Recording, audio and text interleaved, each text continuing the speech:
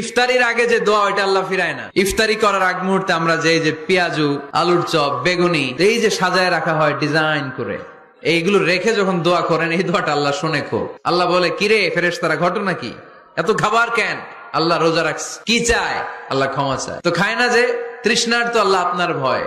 আমারা দেখছে না, আল্লাহ আপনারা দেখে নাই। জান্নাত দেখে নাই, আমার জাহান্নাম দেখেছে আল্লাহ কিন্তু জানে। তারপরে ফেরেশতাদের মুখ থেকে বের করা হবে। সুবহানাল্লাহ পড়েন।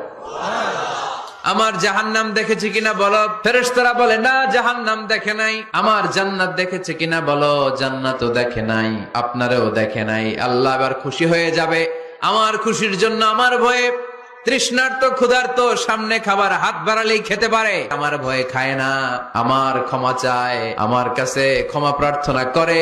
এখন আমার বান্দা যা দোয়া করবে, বান্দার সব দোয়া আমি কবুল করে নেব।